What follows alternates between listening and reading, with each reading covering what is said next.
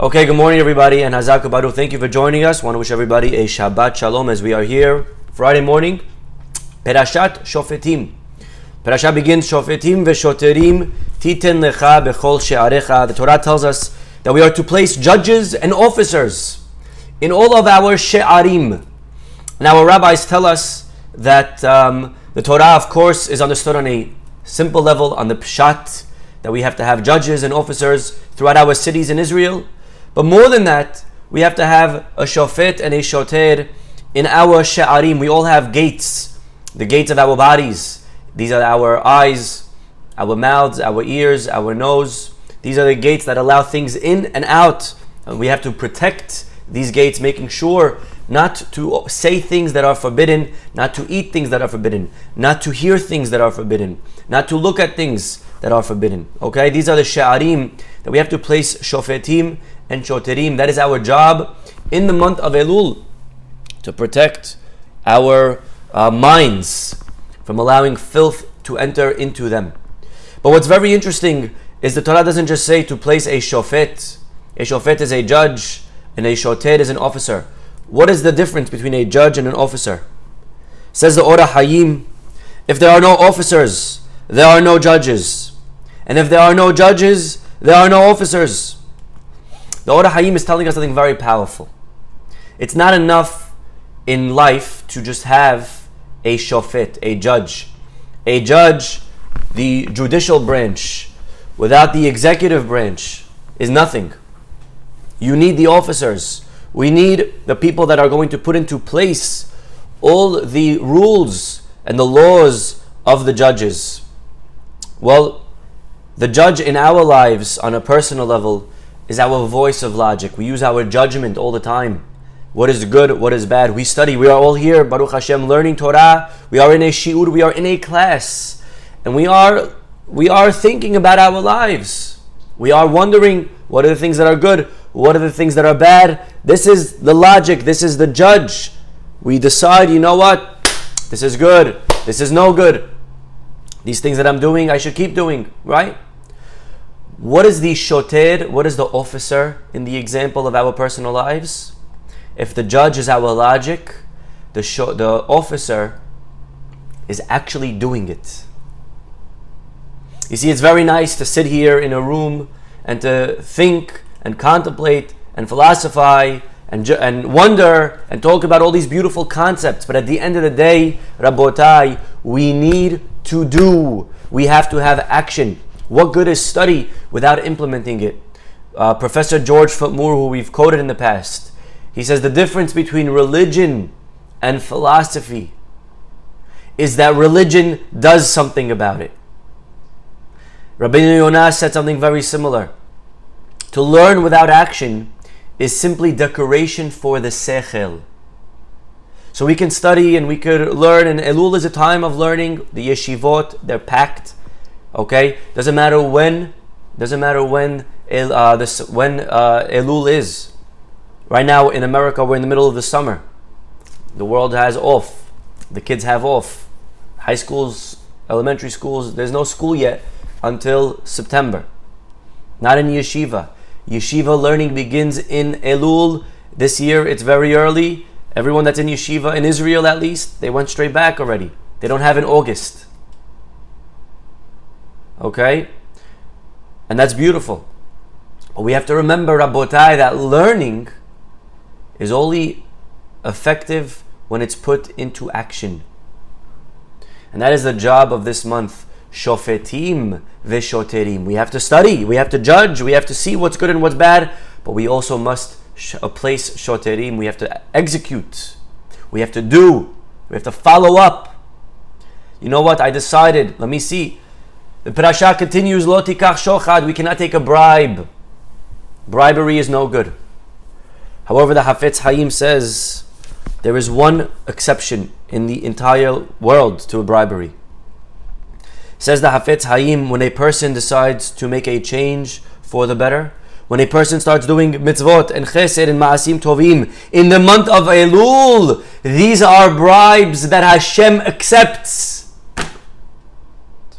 Every small action, every small deed, every prayer, every act of tzedakah, every Kabbalah, everything that we stop doing, even though it's small and even though it may not last, but everything that we do in this month of Elul, every change that we make is a bribe.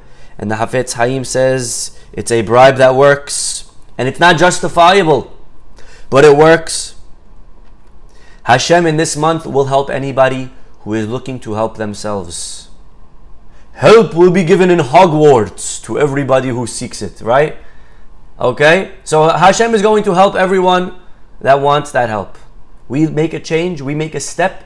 Ki yeminecha peshuta lekabel shavim.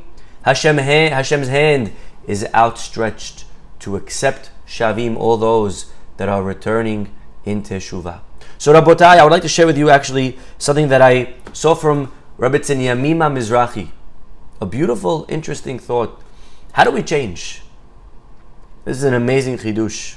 I'm not sure who she quotes over here, but the pasuk says, what should we take upon ourselves? If we're always wondering, Rabbi, where should I start? What should I do? Well, the pasuk that we always read on Rosh Hashanah, it's the pasuk that it's in Tehillim in chapter 81, Pei Aleph, and it's really the mizmor of Rosh Hashanah. We read it right before we blow the shofar on Rosh Hashanah. Tik'u b'chodesh shofar b'kesel leyom hagenu. Blow the shofar at the moon's renewal. Which Hag falls out on Rosh Chodesh? There's only one. Which holiday falls out on Rosh Chodesh? Rosh Hashanah. The pasuk says, "Tik'u b'chodesh shofar." Blow a shofar on the day that there's a holiday on the new month, which is Rosh Hashanah. Okay? David HaMelech is telling us that we should blow the shofar at the moon's renewal. There are two ways to grow and change, Rabotai. This is a beautiful idea. The first is Chodesh. Chodesh is the month, but it comes from the word Hadash. Hadash means new. The first thing that we do is we accept upon ourselves something new. If I don't usually pray, I should start praying. If I don't usually learn, I should start learning. If I don't usually keep kosher, I should start keeping kosher. If I don't usually keep Shabbat, I'm going to start keeping Shabbat. Everyone on their own level, find that one thing, that new thing that in my life I can start doing I never did before. I never really gave tzedakah. I'm going to start giving tzedakah. I'm new to this whole chesed thing. I'm going to start doing chesed. I'm not usually a praying person. I don't read Tehillim. I'm going to start reading Tehillim. That's a chodesh. Tik'u b'chodesh. But the pasuk continues, and there's another way to grow. This is a very powerful idea. Shofar. Shofar comes from the word leshaper, to improve. This is the opposite of something new. Leshaper means to take something that I'm already doing, and leshaper, to start doing it better. That is very beautiful. So there are two things that we should ask ourselves. Number one, I'm doing something new. And number two, to take something that I'm already doing and to start doing better. I'm praying already. Let me start praying better. I'm keeping Shabbat. But am I enjoying Shabbat? Am I loving Shabbat? Am I thinking about Shabbat? Am I thinking about Hashem? Or do I just use it as a day to rest and to physically rejuvenate myself and get ready for the upcoming week? Shabbat, as we spoke about many times in the past, is a day of spiritual growth. It's a day to think about ourselves and our relationship with Hashem and the Torah and where we fall into the Jewish people. Let me keep Shabbat better. I'm keeping the laws of modesty. Let me keep it better. I'm keeping the laws of, I'm doing chesed. Let me do chesed better. So there's two ways to grow. Chodesh and shofar. Of course, both are very beautiful. Both are great. Wherever we think that we should put ourselves and invest ourselves. But we have to remember, the Midrash tells us, I will make you like a shofar, with which one blows in air from one side, and then air goes out from another. The amount of air that goes out on the other side is proportionate to the amount of air that is put in on the first. However much energy we put into the month of Elul, that's how much energy we will reap throughout the year. We know Elul, the horoscope for Elul is Virgo. For those of you that are horoscope fans. Virgo is a betula, a virgin. Okay? The interesting halacha, the Gemara says, notnim labtula yud bet hodesh. We give a betula 12 months. That means on a simple level, that when a lady gets married, and if she's a betula, if she's a virgin, she gets 12 months to prepare for her wedding, whereas opposed to a widow, she doesn't need as much time. But, of course, on a remez level, on an allegorical level, our rabbis tell us, notnim lebtula, whoever utilizes betula, the month of Elul, Virgo, we will give him 12 months, he will receive another 12 months of life. Notnim lebtula yud bet chodesh, if we utilize this month, the more we blow, the more we invest, the more we do, the more is going to come out on the other side. You know, Elul, often we think of it as a time of fear. You know, they say that in the olden world, when they would announce Elul, everyone would shake and they would faint, and the fish would shake. Okay, however much the rabbi wants to exaggerate the thought. But where does fear fall into Judaism? Does fear have a place? Of course, fear, there is a forbidden type and there is a necessary type. What kind of fear is forbidden? The fear that's forbidden is a pessimistic type of fear. A fear that leads one to despair. A fear that one has that voice in their head that says, nothing good is going to happen this year. Nothing is going to change this year. I was single and I'm going to stay single. I don't have children and nothing's going to get better. I am sick and the doctors are not going to find a cure. Corona is here to stay, and there's going to be Delta this year and another variant next year, and we're just going to have this forever. We're going to be locked in. That is a fear of despair, and that type of fear, by the way, you should know, is self-fulfilling. When we have these thoughts in our lives, things don't get better, but not because they can't, but because we already told ourselves that they won't. Okay, somebody that's going through the shidduchim process, and they just have this thought, I'm never going to find the right one. That itself is the reason that they won't find the right one. You know why? Because the way we think, that affects our attitude, that affects who we are. You're going to go on a date, but you're always going to be nervous. I'll give you an example. I know somebody. She was dating, and she got almost engaged one time, and then they broke up. She was very hurt. And from that day, she committed that she's never going to again get too attached to somebody until she has a ring on her finger. Because she was so hurt the first time that she didn't want to get hurt again. But you know what happened? Because of that, whoever she dated, she never showed any feelings because she didn't want to get it connected. And so every guy just dumped her because they weren't sure where she stood in the relationship. So sometimes having a negative attitude is just beating ourselves up. A fear that is out of despair, that nothing's going to change, there's no place for that in Judaism. What is the right type of fear? The right type of fear, Rabotai, is a fear of optimism. It's the thoughts that, you know what? Will I do everything that I can this month to ensure a better 12 months ahead? That's a fear that's very good. That's a fear that's very beneficial. It's understanding that I can ensure a better year if I utilize this month. That's an optimistic type of fear. That's a fear of understanding I have a better future waiting ahead of me. Then I'm allowed to worry. Worry not because it's going to be bad, but worry because I want to make sure it's going to be beautiful. In our parasha, we didn't really discuss this, but the Torah tells us that when it comes to a certain war, a milhama, right before the war, there was a special kohen called Kohen Mashuach Milhama. Very high, by the way, in status. Okay, not like a simple guy. Higher than even regular kohanim. Okay, he's the kohen that pumps up the people before the battle. Okay, and he would make a certain announcement right before the war. Open up to Perashat Shofetim, chapter 20. And the Perashat tells us that he would stand there in front of the people and he would exempt certain people from the battle. V'diberu hashoterim el ha'am. And all of a sudden the officers will speak to the people. And they will say, Mi ha'ish asher bana bait chadash. Who built a new house and did not yet inaugurate it? Let him go home.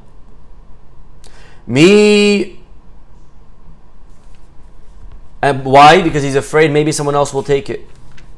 Mi asher nata kerem.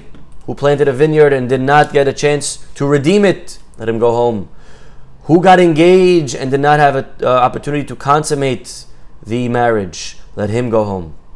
The Torah is telling us that certain people are exempt from battle. Certain people that are afraid. Guy who just got married or engaged rather. A guy who just planted a vineyard. A guy who just built a house.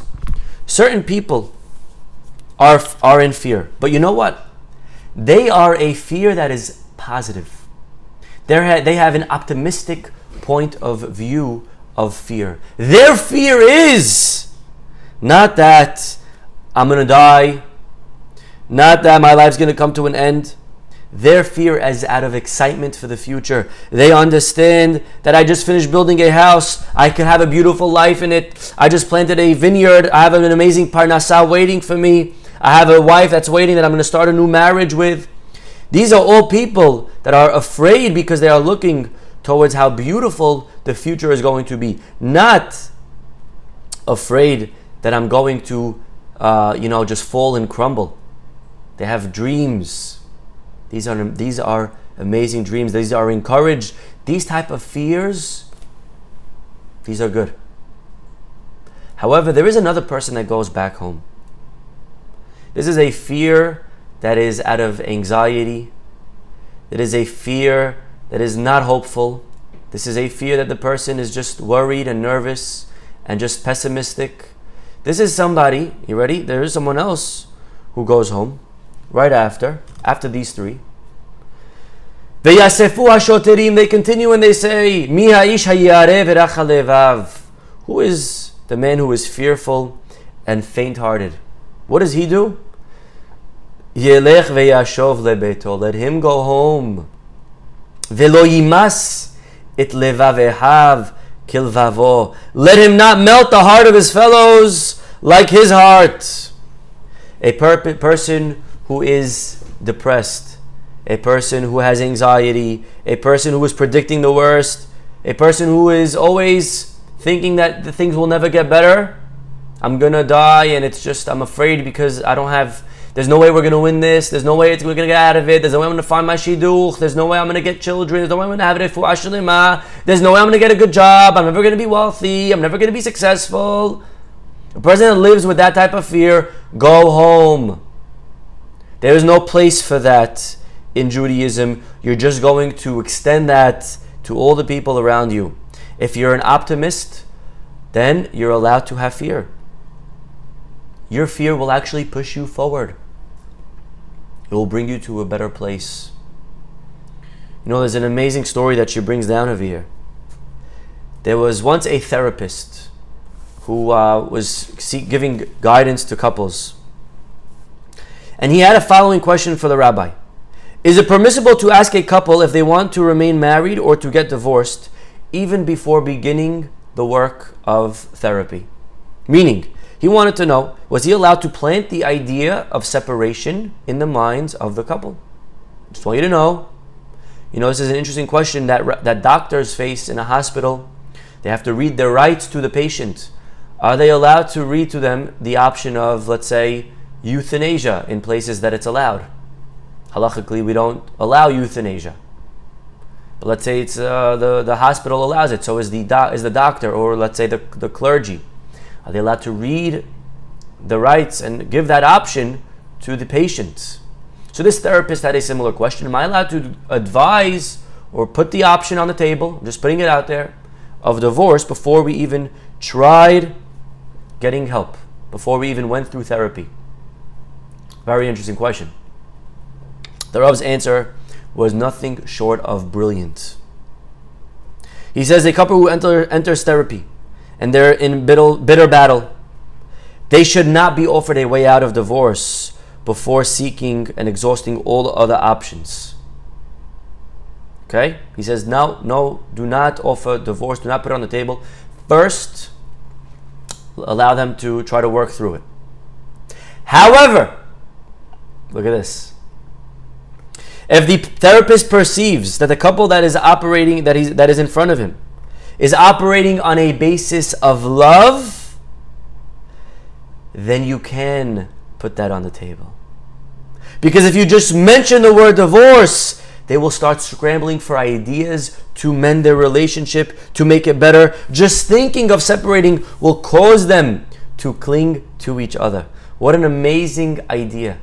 If you're an optimist, if you're filled with love, if you believe, if you have hope, if you understand that there's better days coming ahead, then allow yourself to fear the worst, because that will only push you and propel you to do better, to do more, to utilize. For some people, they're pessimists.